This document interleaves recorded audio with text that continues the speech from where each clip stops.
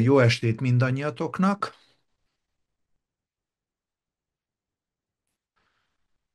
és a nevem László Pintér, test, integratív test vagy szomatopszichoterápiával foglalkozok. Ö, Vezetője vagyok a ICD, Integratív Test Pszichoterápiás Egyesületnek Horvátországban, Magyarországon, Szerbiában, úgyhogy 3 országban dolgozok, 4 központunk van, ahol programokat tartunk, együtt a kollégáimmal, tanárokkal, a többi tanárokkal már ezért 2010-ben kezdtük Magyarországon, azóta Magyarországon is programokat tartok, úgyhogy már Magyarországon, szóval kb. 15 évvel ott vagyunk a programokkal. A mai estén a stressz hatásáról fogunk beszélni, és összehozom a mi megközelítésünkkel. Szóval hogy hat ki a stressz a testünkre, érzelményünkre, elménkre, és szintén eh, hogy hatott ki a stressz a korai fejlődésünkben a karakterunkra, és hogy bírunk ezzel a stresszel dolgozni most, mint felnőttek. A mi megközelítésünk egyik szinten szóval pszichoanalitikus, pszichodinamikus, másik szinten testorientált, szóval testet is behozzuk a pszichoterápiába, és szintén a harmadik része meg nagyon fontos, szintén a transpersonális szintje a munkánknak, ahol a szellemi szinttel is dolgozunk, a lelki szintünkkel is dolgozunk. Úgyhogy mm, lassan belemegyünk a témába. Nem tudom, hányan vagytok újan, hányan vagytok már a programunkból. Noémi, te nézd egy kicsit át, hogy lássunk, hogy vagyunk, hogy vannak-e emberek, akik még nem voltak idáig a programunkon, hogy tudjam kb. Hogy hányan voltunk. És szintén nekem fontos lenne, hogy tudjam, hogy az újak, ha sok új van, akkor egy kicsit alkalmaznom kell az előadásomat. Kb. Bírná valaki, tudjátok a kezeket feltenni, azt a kézjeleket, akik újak vagytok? Én körülbelül 13-at számoltam, Laci, de nem Aha, biztos.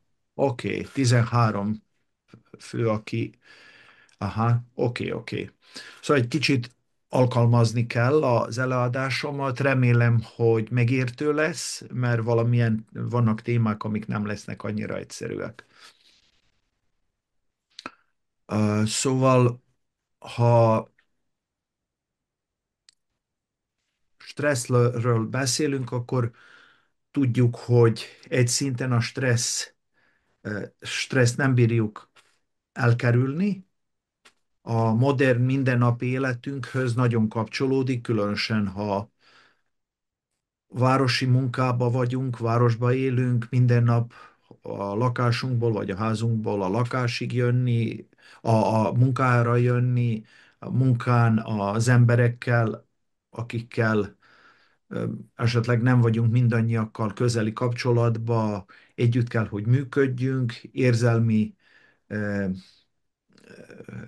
konfliktusok feljöhetnek, és mivel együtt kell velük működni több éven keresztül, ezeket a konfliktusokat sokszor elhárítsuk, félretesszük, nem tudunk vele egyszerűen foglalkozni, és szintén nincs valamilyen nagy lehetőség, hogy a kollektívban, a munkahelyen erről legyen szó, ezt kezelhessük felnőtten és tudatosan. Úgyhogy a stressz az valami, amit ma tudjuk, hogyha nagyon sok van belőle, akkor ez hosszú távon, ha nem akut stressz, hanem egy krónikus stressz helyzet, ez nagyon rosszul hat ki az idegrendszerünkre, testünkre és a pszichánkra, érzelmi állapotjainkra. És ma nap a burnout, vagy nem tudom magyarul, hogy mondják a burnoutot, kiégünk a munkánkon, vagy nem tudom pontosan, magyarul Zágrábban élek, úgyhogy nem nagyon használom ezeket a szavakat minden nap, de a Kiégés az burnoutot, jó. tessék, kiégés, Kiégés az jó. az jó. Szóval egy nagyon gyakori dolog a mai életben, sok kliensünk ezé jön, és különösen az utóbbi években ezt tehát nagyon is a terápiában találkozunk ilyen helyzetekkel, és kezelni kell ilyen helyzeteket. Én egy részét az előadásnak úgy fogom tartani, hogy a SharePointot, vagy nem a SharePointot, a PowerPointot kinyitom, és mutatok egy pár szlájdot, ahol grafikusan is beszélek a stressz hatásáról az érzelmi állapotainkra, úgyhogy nektek is esetleg könnyebb legyen észrevenni, hogy miről beszélek, és megérteni, miről van szó. Szóval a stressz ez valami, ami az érzelmi, fizikai, testi és a viselkedési szinten kihat a énünkre, és lehet, ahogy mondtam már is, aktuális, rövid, ami nem sokáig tart, és adaptívak lehetünk a rövid stresszre, de szintén lehet hosszú távú is, ami az a kérdés, hogy mit csináljunk a stresszel. Egyik szinten vannak olyan megközelítések, ahol a stresszt eh, technikákkal kezeljük, mint légzési technikákkal, sporttal, testi mozgással kezelhessük, azt mindenki esetleg észrevette, hogyha bestresszeltünk a munkán, akkor ha elmegyünk sétálni, vagy elmegyünk biciklizni, vagy elmegyünk futni, ez esetleg segít arra, hogy a pillanatnyi stresszállapotunkat lecsökkentse, és egy jobb helyre kerüljünk. De hosszú távú a stressz össze van kötve valamivel, amit nem sokára mondok róla valamit,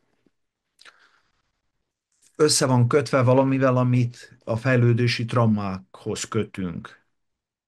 Egyik része a stressznek kívülről jön mostan, itt és mostan az életünkbe, amit nem bírunk elkerülni, nem bírunk egészen stressz nélkül élni, de másik része, egy mélyebb része össze van kötve a gyermekkorunkkal, a fejlődési traumákkal. Avval a stresszel, amit az első éveinkben tapasztaltuk, és mivel nagyon korán tapasztaltuk ezt a stresszt, és nem volt rá képességünk, hogy tudatosan helyre hozzuk a helyzetet magunkba, hogy érzelmi szabályozást megcsináljuk magunkkal, mert itten a szülőnktől volt szükségünk segítségre, és ha ők ezt nem tudták kezelni egészségesen, nem tudtak nekünk segíteni, akkor ez a stressz traumát okozott, és mivel nagyon korán történt az első 3 évünkben, akkor erre a dolgokra nem is bírunk ki emlékezni, mert ezt a korai emlékeket tudatosan nem bírjuk az emlékezésünkkel visszahozni. Nem explicit emlékek, hanem implicit emlékek. Olyan emlékek, amiket nem bírunk többet a tudatunkkal felhozni a tudatunkba. Akarattal felhozni a tudatunkba. És az nem jelenti, hogy azért, mert elfelejtettük őket, vagy azért, mert nem vagyunk kapcsolatban velük tudatosan, ezek az emlékek és ezek a implicit reakciók, amit az idegrendszerünkön keresztül tapasztalunk, és reaktív módon kijönnek a mindennapjainkban, hogy ezek nem hatnak az életünkre. Ez az öreg stressz okozza azt, hogy valahogy próbáltunk abba a korban, amikor történt, szabadulni tőlük, ettől a stressz érzelmektől, de mivel nem voltunk képesek szabadulni tőlük, akkor valami módon elváltunk tőlük, diszociáltunk tőlük. De mivel kihatnak állandóan ezek a mély félelmeink, kihatnak a mindennapi kontaktusokra, felépítenek bennünk egy túlélési stratégiákat, amiket gyermekkorunkban felépítettük, hogy valahogy könnyebb legyen az életünk.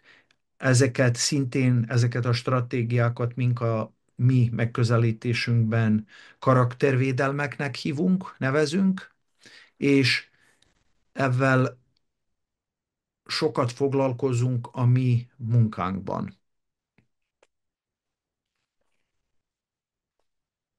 Szóval a túlélési stratégiák, vagyis a karaktervédelmek, azok úgy keletkeznek, hogy van egy kisgyermekben, vagy mi bennünk, mikor gyermekek voltunk, egy alapszinti szükségletünk. Az első szükségletünk az, hogy kötődjünk biztonságosan, hogy valakihez, egy felnőtthöz, aki kapcsolatot épít velünk, ez az anyánk szokott lenni, egy egészséges kötődési kapcsolatot építsünk fel. Ezt tehát úgy hívjuk, hogy biztonságos kötődés. Ez a természetes érzelmi célunk, ami nem kognitív énünkből jön, hanem egy ösztönös, ö, ösztöni, természetes énünkről jön, amikor még nem tudtunk beszélgetni, amikor még nem tudtunk felállni a lábunkra, szóval abban a korban, amikor még csecsemők voltunk, de ez egy velünk született ösztöni vágy, hogy kötődjünk valakihez, aki biztonságot ad nekünk. És szintén ezzel a szükségünkkel együtt megjelenik ez a szükségünk, hogy megtartsuk az ösztönünket, az autonóm én önérzetünket. Szóval két szükségünk van. Egy szimbiotikus szükségünk, hogy biztonságos kötődést felépítsünk, és a másik szükségünk, hogy megmaradjunk autonóm, autentikus megjelenésünkbe. És ez a két szükségünk összeütközik a gyermekkorunkba. Azért, mert a kötődés szakaszaiban, amikor az anyukánk nevel föl bennünket, vagy a szüleink és a felnőttek nevelnek föl bennünket, különösen az első 3 évről, plusz a korai évekről beszélek, de különösen ebben az első 3 évben, akkor itten nagyon fontos volt nekünk, hogy megtartsuk a pozitív érzelmeket a szüleink felé, mert ha úgy éreztük, lezártuk volna túl korán magunkat feléjük, akkor ez túlélési fenyegetést okozna nekünk. Ezt ösztönösen érezzük, és az a szándékunk, hogy minél jobban alkalmazkodjunk és kötődjünk a szülőhöz. De mivel a szülő személyisége sokszor nem egészen felnőtt érzelmi módon tud kezelni és kapcsolódni hozzánk, és sokszor a mi autentikus megjelenésünket, ösztöni megjelenésünket és a szükségjeinket nem tudja pozitívan kezelni, akkor egy alapszinti diléma keletkezik bennünk. Egy alapszinti konfliktus feljön, szükségem van valamire, mint csecsemőnek, és a másik feléről a felnőtt kell, hogy azaz valaki, akihez kötődök, kell, hogy segítsen, kitöltsem ezt a szükségemet. És ha ő nem akar úgy segíteni nekünk, ahogy mink ösztönösen kívánjuk, vágyunk utána, ez egy konfliktusot okoz nekünk. Például, ha azt kérjük, hogy az anyukánk felemeljen és úgy etessen a mellén, és ő meg nem úgy etett, hanem a kiskocsiba csak odaadja a cumjáv üveget a szánkba, ez nem lesz kellemes tapasztalat nekünk, mert mink ösztönösen egy közelebbi kötődési kapcsolatot akarunk, mikor etett az anyukánk. Ezzel le kell, hogy mondjunk arról, amit mink kívánunk, és alkalmazkodnunk kell arra, amit a szülő kínál. És itten ebbe az alkalmazkodásban, ebbe egy mély dilemma van magunkban, hogy tüntetünk-e tovább, és megkérjük-e azt, amit mink akarunk, vagy lemondunk a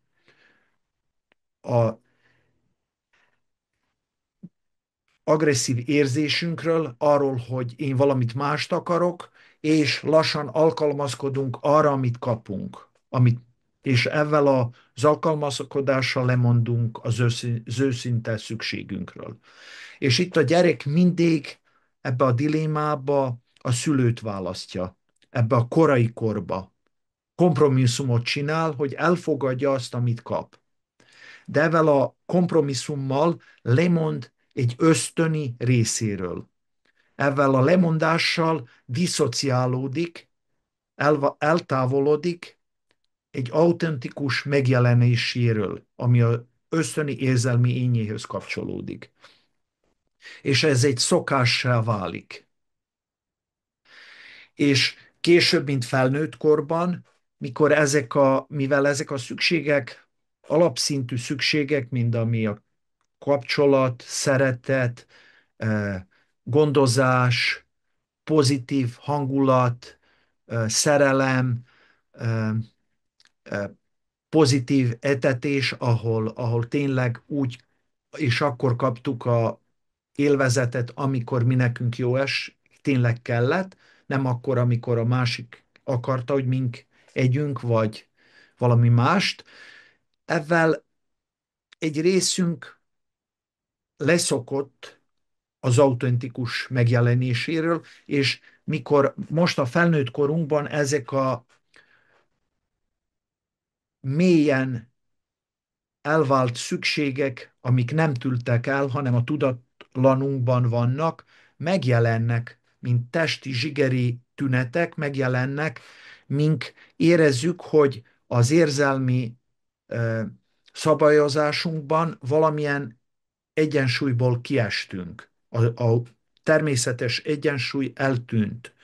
És akkor, hogy ne történjen megint az, amit megtörtént gyermekkorunkban, amiről leszoktunk, és ahol egy túlélési stratégiát felépítettük, hogy küzdjünk ezekkel a nem kielégedhetetlen, vagy nem kielégedhető szükségeinkkel, vagy amit mink elképzeltünk abba a korba, hogy valami, amit mink kérünk, nem egészséges, és nem lehet azt kielégíteni, hogy ez ne jelenjen meg tovább, akkor újból le akarjuk, el akarjuk nyomni ezt. El akarunk válni ezektől a tünetektől, amik megjelennek bennünk. És ezek benti stresszt okoznak a érzelmi énünkbe, és szintén az idegrendszerünkbe, a testünkbe. Mikor megjelennek ezek a szükségletek, amiket nem tudtuk egészségesen kitölteni gyermekkorunkba, most, mint felnőtteknek, akkor az első dolog, ami megjelenik, egy vagy félelem, vagy egy szorongás, ami össze van kötve egy szégyenérzette, azért, mert úgy tapasztaltuk, hogy mivel a szüleink ezt nem tudták kitölteni, vagy nem akarták kitölteni, akkor valami velem nincs rendben, ezekkel a szükségeimmel valami baj van. És szégyen érzet van a gyerekben, ez természetes tünet, ami megtörténik nagyon korai korban, hogyha nem tudom kielégíteni a szükségeimet, akkor egy szégyenérzetet érzek, hogy valami, ha kívánom, akarom, de nem bírom befejezni, nem bírom megkapni, akkor el kell, hogy váljak, és ez a tehetetlenség, vagy ez a képtelenség, hogy nem vagyok képes valamit létrehozni, szégyenérzést okoz bennünk.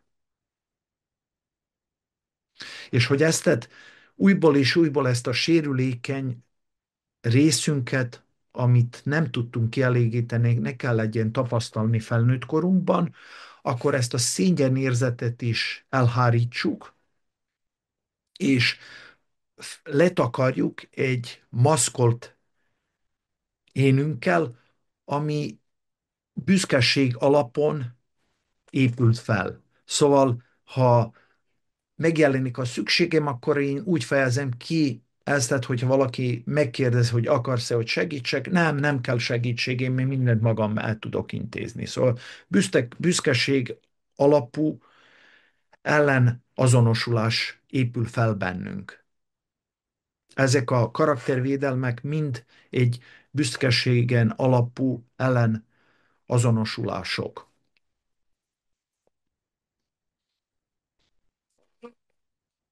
Ez egy eléggé komplikált kép, de ezen a képen egy részén át tudunk menni. Ma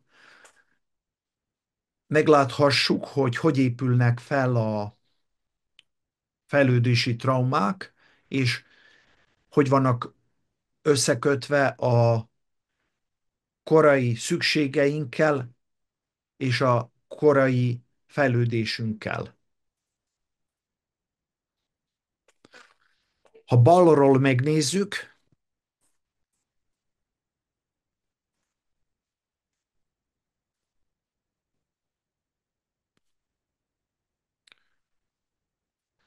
szóval itten azt vehessük észre, hogy itt, ahol írja, hogy fejlődési trauma, hogy minden csecsemő először innen a lentről indul, ez az, ahol itten jobbról föl van írva, hogy egészséges differenciálása, egészséges differenciálódása a szükségeinknek és a fejlődésünknek. Szóval itten a csecsemő, ha minden rendben van, a kapcsolat felé nyitott, amikor akarja, és mikor nem akarja, akkor pihen tőle, elfordítsa a fejét, és akar pihenni, aludni, és nem akar kapcsolatot. Szóval itt a szimbiózis és ez a szeparáció, alapszinti szükségek természetes megjelenését jelenti. Szeparáció, individuációs szükségeket. És ha valamilyen szükségeink vannak, mind kifejezzük, kis csecsemő kifejezi őket természetesen. Jelet ad hanggal, nem tud beszélni még, de hangolja azt ad, hogy valami kényelmetlenség történik benne, és segítséget kér a szülőtől. Ha a szülő pozitívan válaszol erre, megeteti, a karába veszi, megnyugtassa, a gyermek akkor helyre jön, és pihenhet. És ha úgy érzi a csecsemő, hogy a környezet nem elégítette ki a szükségeit, akkor protestál. Szóval jelezi, hangot ad, és megmutassa sírással, hangosan, kéréssel, hogy még valami nincs rendben.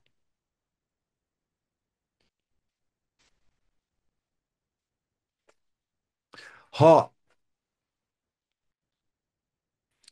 tovább se kap figyelmet és megnyugvást és segítséget a szülőtől, akkor belemegy egy állapotba, ami egy krónikus elégedetlenség állapotot jelent.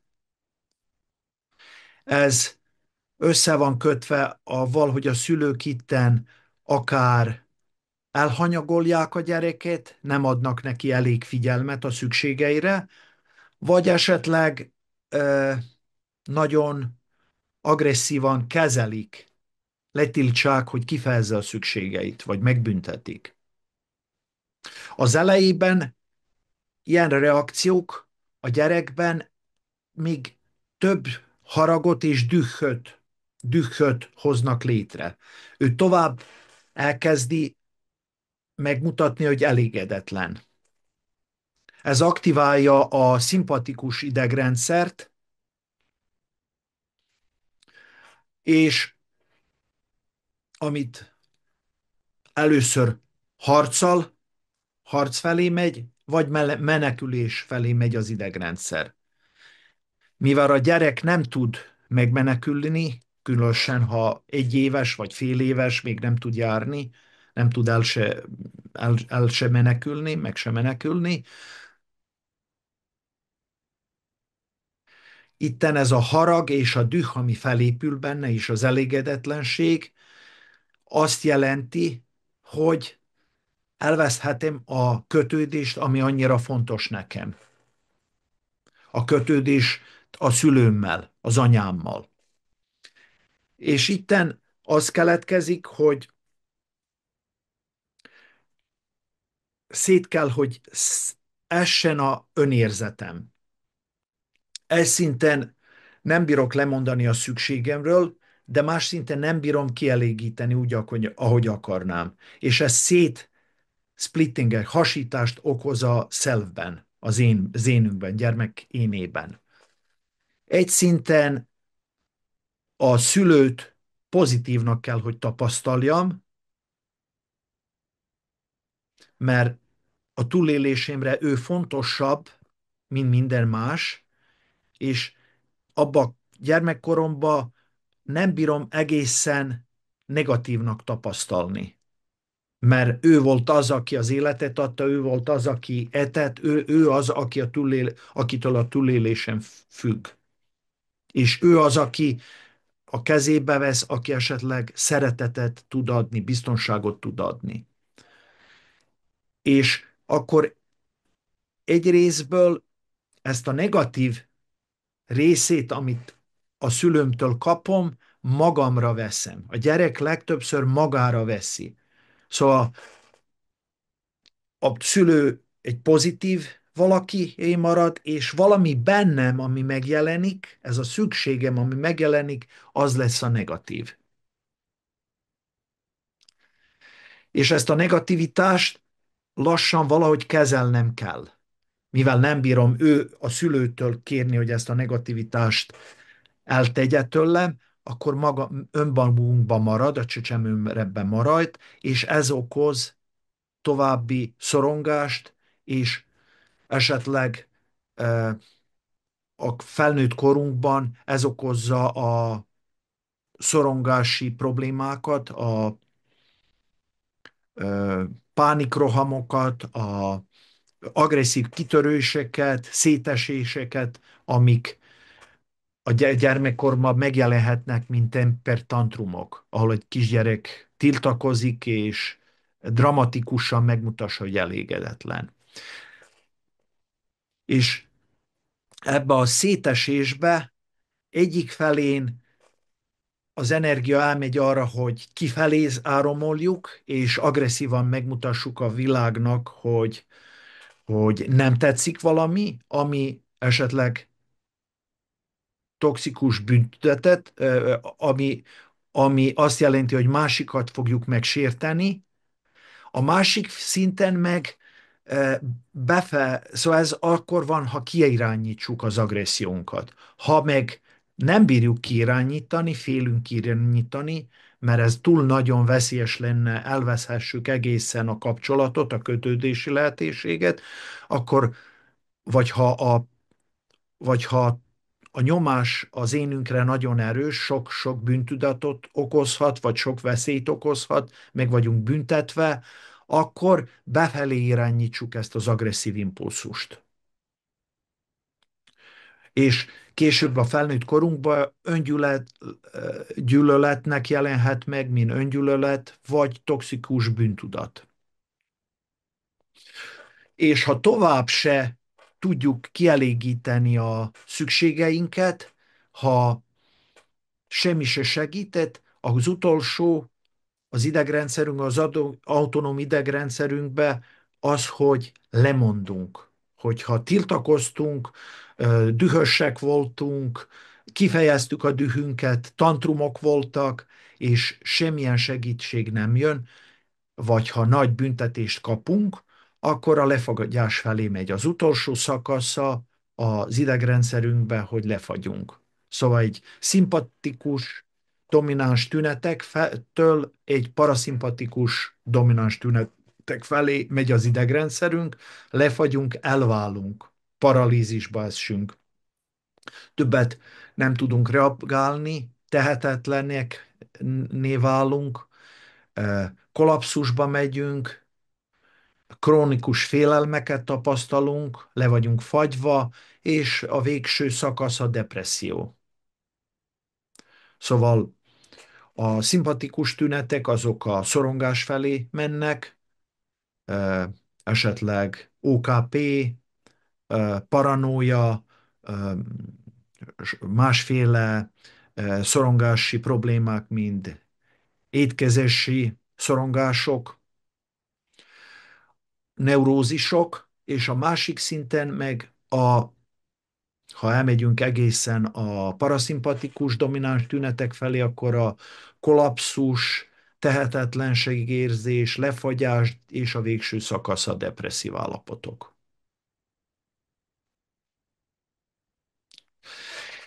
És hogy hogy fog megjelenni ez az énünkbe, ezek a fejlődési traumák, hogy fognak lerakodni a érzelmi énünkbe és a testünkbe, idegrendszerünkbe, az egy szinten attól függ, hogy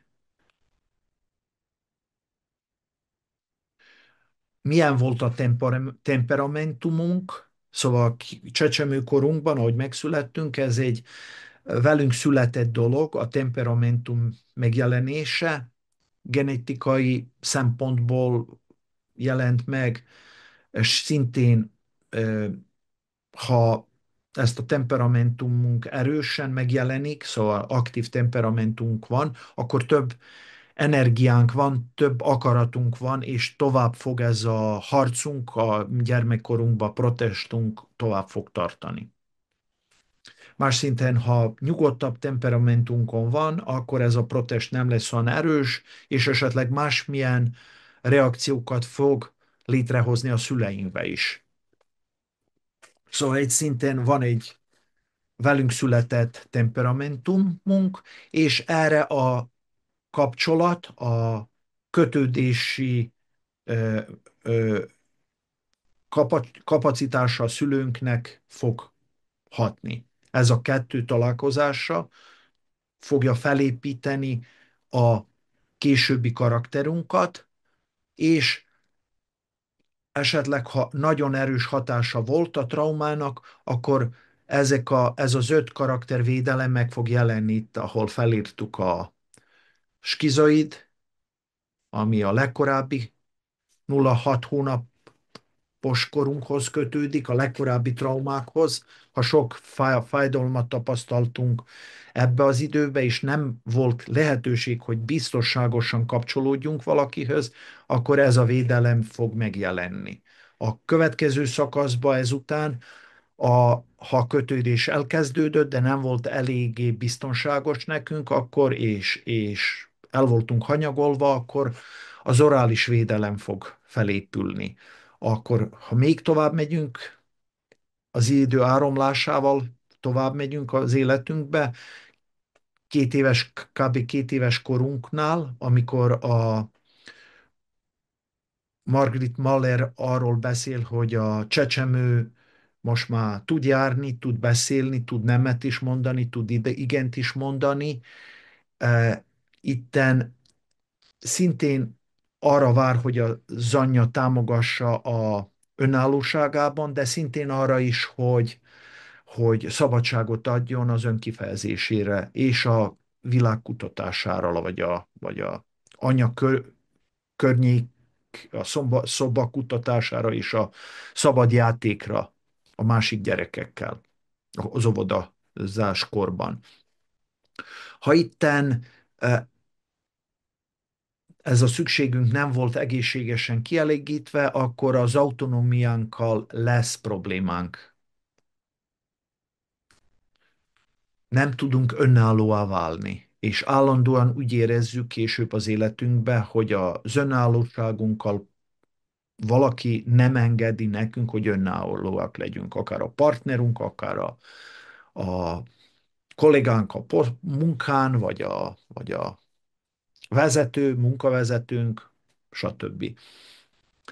A következő ugyanebbe a korba egy másfajta védelem is felépülhet, ahol ha nem volt ez a probléma, hogy az autonómiánk nem volt annyira megsértve, nem voltunk annyira szabályozva és kontrollálva a szüleinktől, az anyánktól, akkor esetleg szintén nem kaptunk elég bizalmat. Szóval úgy éreztük, hogy a szülőnk nem voltak velünk őszinték, nem tudtuk az ő arcukon és a kapcsolaton keresztül nem tudtuk biztonságot tapasztalni. Egyszer így mondták, hogy ez így van, másodszor másképp bántak velünk, és úgy éreztük, hogy a bizalmat elvesztettük velük. És ez is később problémákat okozhat az életünkbe. Az utolsó védelmünk, ami felépülhet, ez az utolsó azért, mert a legkésőbbi gyermek 3 éves korunknál kezd alakulni. Itt vagyunk legérzékenyebbek felé, ilyenfajta sérülés felé, amikor a korai szexualitásunk megjelenik, és valahogy természetesen megjelenik, kifejezzük, akkor le vagyunk szégyenítve ez miatt, vagy le vagyunk tiltva ezzel, és akkor úgy érezzük, hogy ez az élvezetünk, ez a természetes szexuális énünk, aki élvezetet jelent nekünk, nem jelenthet meg természetesen, mert le van tiltva, vagy le vagyunk szégyenítve, és akkor a szívünket védenünk kell ez miatt, és szétválasztjuk a szexuális élvezet, és általában az élvezet természetes megjelenését a szívünktől, és nem szabad, hogy szabadon eh, megmutassuk azt, amit tapasztalunk és érezzünk. Ez a merev védelmet jelenti. Ez a legkésőbbi akkor keletkezik, mikor már a korai ego és a korai emlékeink is megjelentek, erre a korra már esetleg emlékezhetünk, hogy mi történt. Szóval minél több stresszt tapasztaltunk ebbe az első 3 évünkbe, és ezt a stresszt a szüleink nem segítették kezelni, egészségesen kezelni. Itt nem bírtunk mindent magunk befejezni ezekkel a szükségekkel kapcsolatban, és ezzel meg voltunk sérülve, és sok érzelmi fájdalmat tapasztaltunk, akkor ezeket az érzelmi fájdalmakat most felnőtt korunkban úgy tapasztaljuk, hogy mikor ezekből a korszakokból és ezekből a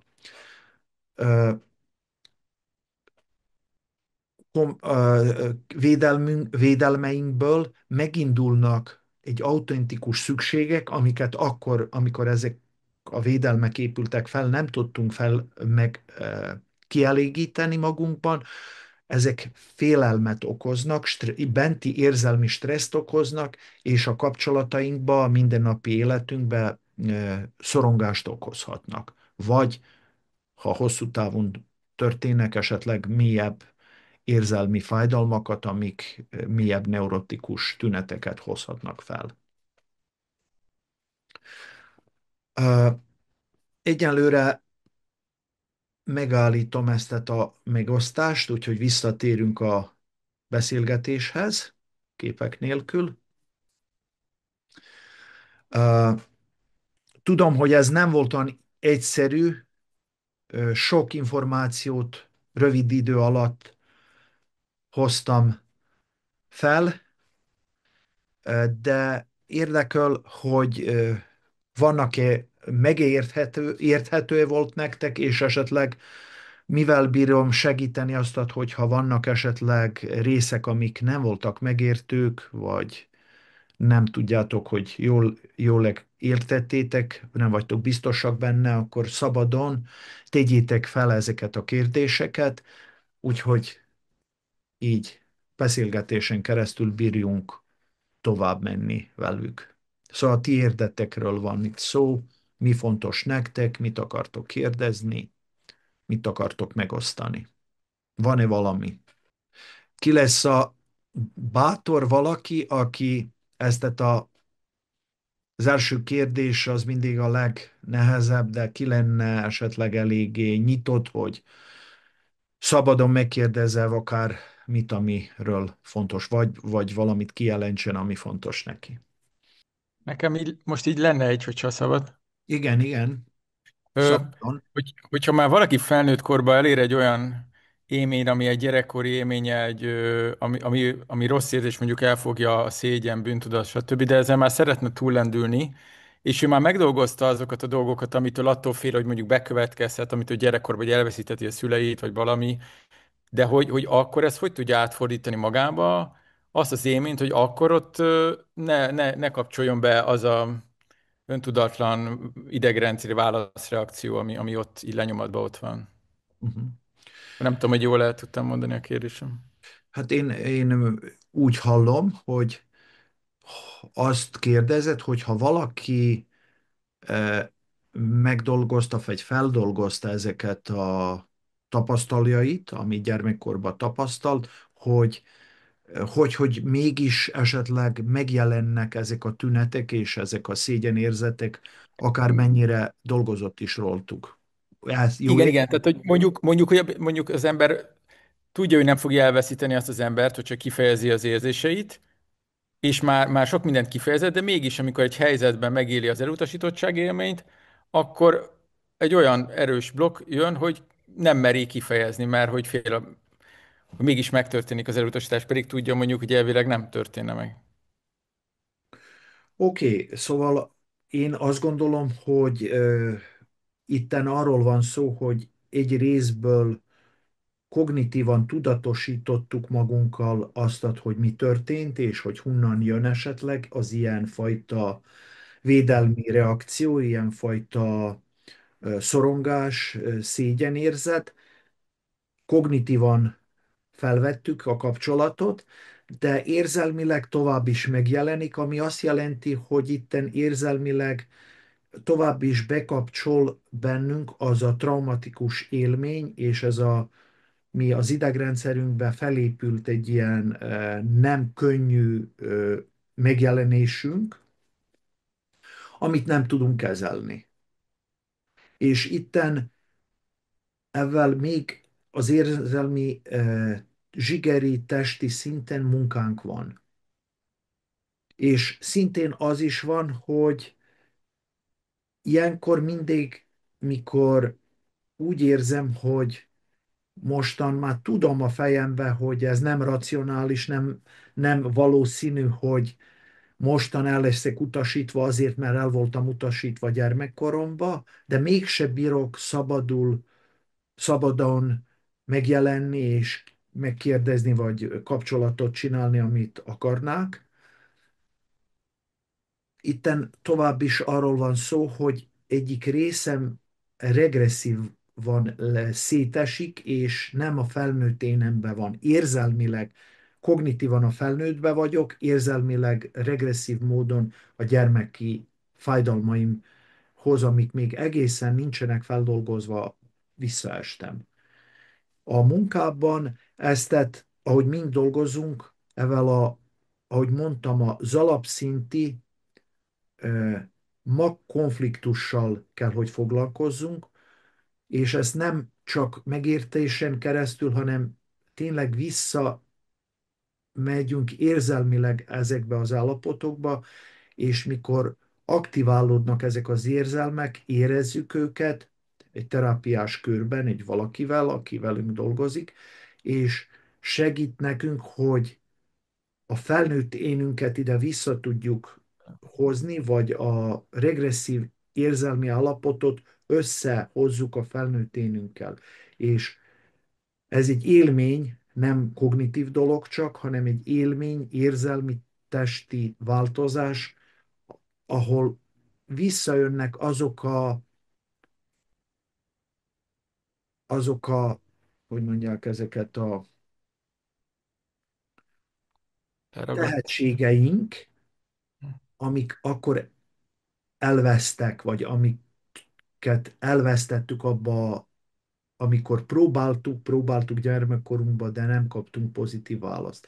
Ezeket a tehetségeinket újból tapasztaljuk, és innen nyissuk ki, nem kognitív helyről, hanem tényleg nyitott szívvel, sérült lékenységünkkel együtt kinyissuk ezt. Ez egy új hely, amit legtöbbször pont azért, mert le kellett zárnunk gyermekkorunkban, mert ez volt az egyetlen lehetőség, hogy ne érezzük ezt a fájdalmat, a többiek nem segítettek, ezt tehát újból ki tudjuk most felnőtten nyitni, nem kognitívan csak, hanem testi, érzelmi szinten is, és ebből a részből jön a változás, új változást tapasztalunk. És szintén azt tapasztaljuk, hogy mindig később, mikor visszaesünk ebbe a helybe, az nem, lehet, hogy nem lesz tökéletes, de úgy fogjuk érezni, hogy egy kicsit konfliktusba vagyunk megint, de van választékom, és érzelmileg nyitott maradtam, és nyitottan bírok egy felnőtt választ adni erre a helyzetre, amit előbb nem voltam képes. De kell, hogy találkozunk a szégyenérzetünkkel, félelmünkkel, fájdalmainkkal, mielőtt ezt létre tudjuk hozni. Ezért sok ilyen dolgokat nehezen fogunk mély érzelmi munka nélkül feldolgozni. Itten, mivel a kapcsolatban történtek ezek a dolgok, kapcsolaton keresztül bírjuk feldolgozni, és itten a pszichoterápia, ilyenfajta pszichoterápia, ami a testtel is dolgozik, segíthet. Nem tudom, mennyire érthető volt, hogy Érthető, igen, igen. valahogy megközelítettem jobban, mi hozhassa a változatot.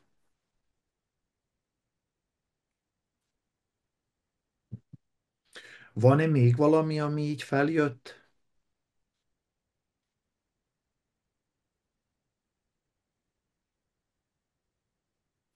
amit feltennétek, mint érdekességet vagy kérdést?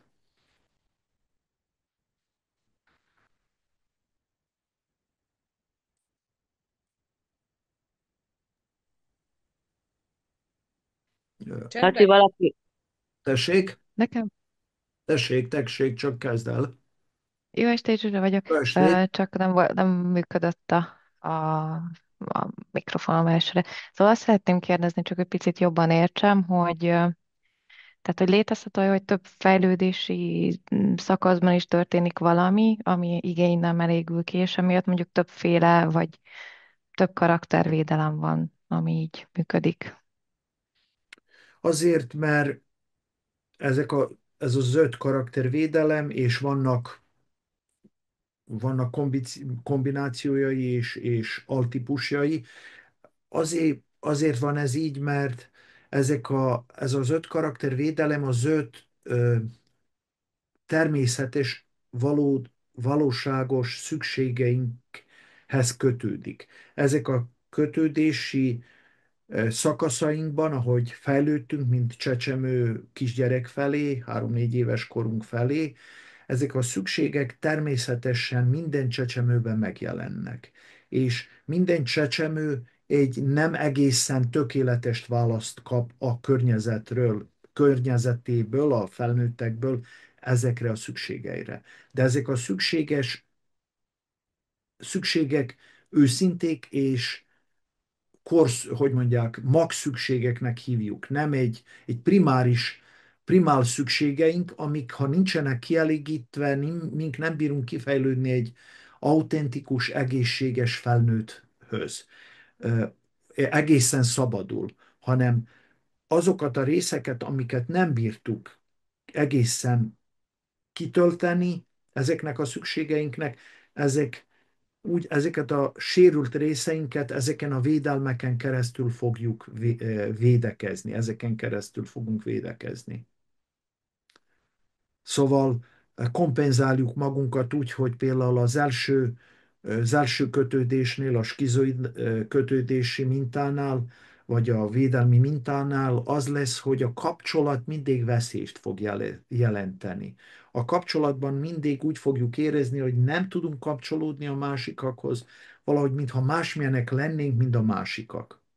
És ez egy kellemetlen érzelmet fog felhozni, és mivel nem is tudunk kapcsolódni, nem tudunk kapcsolódni egy részből magunkhoz se. Legtöbbször a testünket se tudjuk, az elején nem is tudják az emberek észrevenni, hogy egészen, amivel kapcsolódtam, az csak a kognitív énem, de a testi érzelmi énemhez nagyon nehezen kapcsolódok, és nem kényelmes. És akkor a közelséget a másiknak is egy ilyen kényelmetlen helynek fogom tapasztalni, ahol nem tudom, nem is élvezem, és nem is tudok kapcsolódni.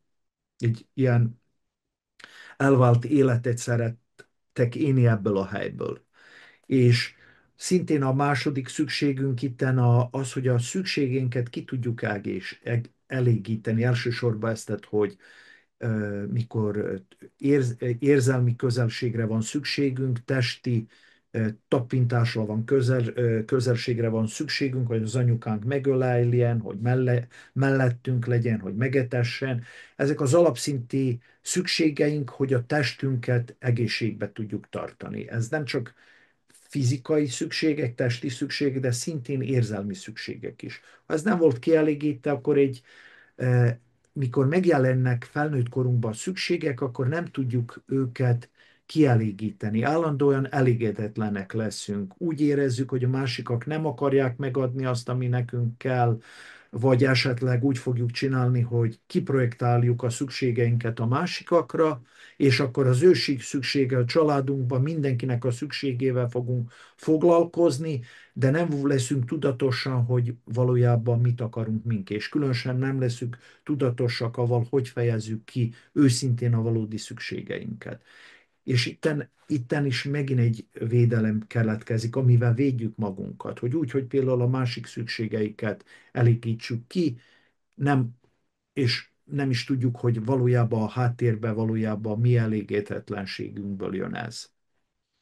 És mivel minden szakaszon keresztül átmentünk, így a harmadik, negyedik, ötödik védelem is felépülhet, és nem csak egy védelmünk van, hanem valami mennyiségben mindegyikben nem voltunk egészen tökéletesen kielégítve a kapcsolatban, és abban a százalékban, amennyiben ez a szükségeink nem voltak egészségesen kielégítve, ott meg fog jelenni, mikor úgy érezzük, hogy valamiféle veszélybe vagyunk érzelmileg a kapcsolatba, az a féle trigger megindítsa azt a védelmet, ami mostan legjobban aktuális ebbe a kapcsolatban. És ezzel elhárítsuk a valódi énünket, és egy ilyen védelmkezési maszkolt ént fogunk létrehozni a kapcsolatba, ami nem fogja egészen megint kielégíteni a szükségeinket, és mivel a másikak is szintén a másik felük, az ő felükről is az ő védelmeikbe lesznek, ez egy ilyen nem tökéletes kielégedettséget fog okozni a viszonyainkba. Úgyhogy, amit kérdezte, igen, lehet, hogy legtöbbször minden védelemből van valamennyi a védekezésünkben, de egy-kettő nagyon esetleg erősen meg fog jelenni a mindennapjainkba. A többiek meg valahogy a háttérben lesznek, és nem lesz nagy bajunk velük, mert azokat a szükségeinket valahogy gyermekkorunkban egészségesebben tudtuk kitölteni. Köszönöm szépen, köszönöm, így sokkal jobban értem. Uh-huh. Köszönöm én is. Van-e még valami, ami feljött, mint kérdés? Nem tudom, a chatben vannak kérdések, Noémi? Nincsen.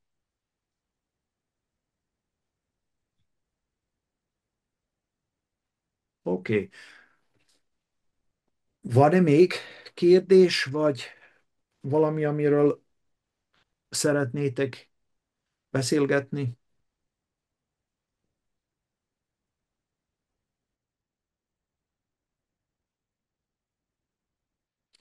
Szóval, ha nincs több kérdés, akkor még egy pár szót mondanák arról, hogy ha esetleg érdekel bennetek ez a téma és a hasonló témák, megnézhetitek a mi weboldalunkon, a honoldalunkon, hogy miről szól az integratív szomatopszichoterápiánk, hogy dolgozunk, mivel dolgozunk.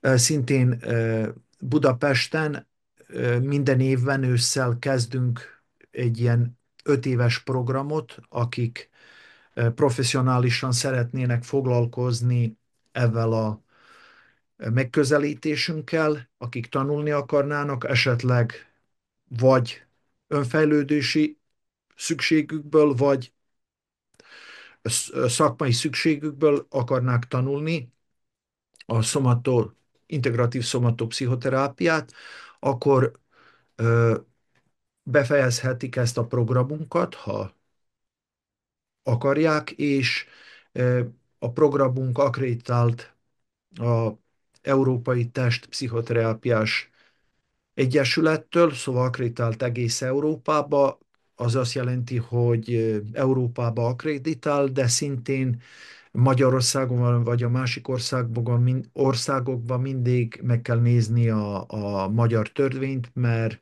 az nem jelenti automatikusan, hogy Magyarországon is akreditált testpszichoterápiás képzésvel van elismerve. Itten meg kell nézni a magyar szabályokat, és mivel ezt nem bírjuk akreditálni Magyarországon, mert a magyar törvény másképp kezeli a dolgokat, úgyhogy befejezhetitek, de hogy pszichoterápiát végezzetek, ezt meg kell beszélni Magyarországon, hogy lehet itten mi, mi tanárjaink, a budapesti tanárok, azok segíthetnek ebben, hogy hogy bírnak legálisan dolgozni Magyarországon, és hogy bírják hirdetni magukat.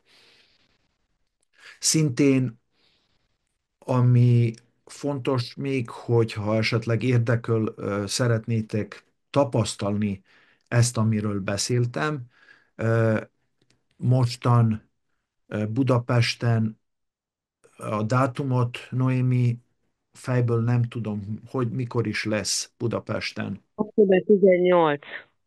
Október Október 18 18. lesz egy bemutató, Igen, egy egynapos, amit te tartasz. igen, egy egynapos bemutató, ahol a test kinyitásával, áramlásával fogok dolgozni, ahol szintén ezeket a fájdalmakat és a kinövést ebből lehet tapasztalni. Az biztos, hogy egy bemutató műhelyen nem bírjuk az összeset feldolgozni, nem arról szól, de ha érdekel benneteket ez a módszer, biztos, hogy jó tapasztalatot bírtok itten tapasztalni, és szintén megismerni, hogy miről szól praktikusan, amiről beszéltem. Szintén, akit érdekli a programunk, az iskola, esetleg beiratkozhat az első módulra, vagy esetleg a másodikra, amikor még beveszünk embereket. Lassan összejött a csoport, több mint 20 ember van az első évünkön, a mostani ősszel most meginduló programunkba, úgyhogy ha valaki esetleg akar csatlakozni, nézze meg a honoldalunkon, hogy lehet, és esetleg miről szól az összes. Szintén én kb. Párszor évente tartok 4-5 előadást minimálisan, amik ingyenesek, és aki érdeklik ez a téma, vagy a hasonló témák érdekelnek benneteket, szabadon iratkozzatok be a a mi program, hogy mondják, a mi listánkra, a e-mail listánkra, amit szintén a honoldalon megtalálhattok, és akkor esetleg jelentsük nektek levélben is, ha valami a programunkban az előadások hogy tartanak. Vagy feliratkoztok a Facebookra, és ottan a Facebookon, vagy az Instagramon megnézitek a mi hirdetéseinket. Ha nincs több kérdés, lassan elköszönök tőletek, és további kellemes estét kívánok mindannyiatoknak. Sziasztok! Köszönjük. Köszönjük vissza. Sziasztok! Sziasztok! Köszönjük!